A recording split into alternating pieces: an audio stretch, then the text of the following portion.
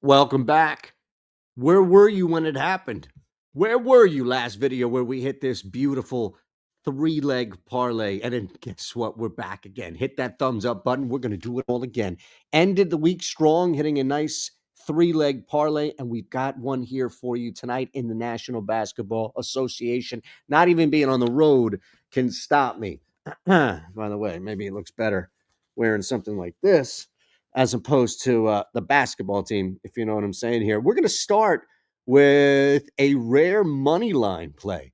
Hey, what has happened here? Shout out to Eric Lindquist. He texted me late Sunday night, telling me, just begging me to take the LA Clippers at plus 10.5. And this thing has watered. It is soured all the way down to 6.5. Who knows where this thing will close? It's already below 7, the one key number that I guess you'd care about.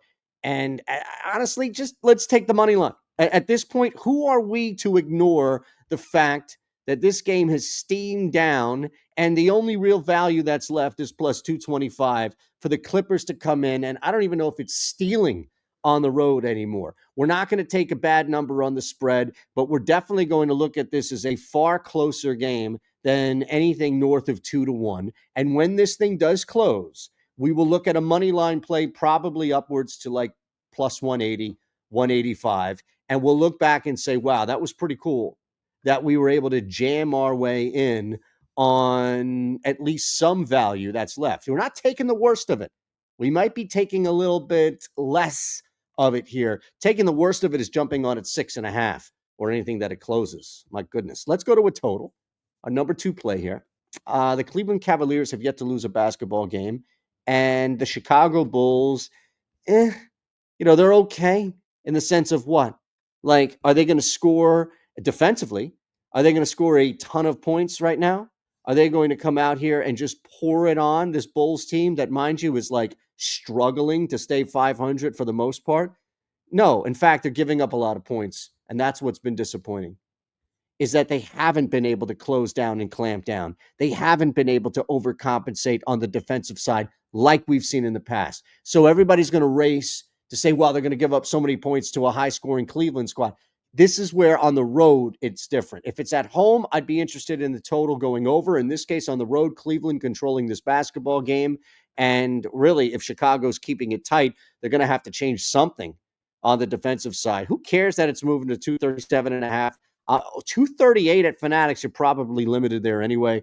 We're going to go under. 237 or higher is fine. That's probably the threshold where I'd say is at 237. Cavs defensively are way too much. Jared Allen up front for Vooch and the Bulls. No, they're giving up a shit ton of points because they're trying to run. You don't do that against Cleveland. That's just not the way. So far, we've got 2 plays on the board. Before we get to our third and final one, and again, just look at this thing. Ooh, it's coming back again. I can't wait. We're doing some fun stuff over on Twitter, and you can follow my road to 100 units. You can follow what Greg Ehrenberg is doing as well as he's building a bankroll. The reality is that the tools work. You want to sign up, do it below. We'll give you a month free of portfolio just for signing up in any one of our sports books, meaning it can be any book you want. It can be Rebet, it can be FanDuel, it can be anything in between.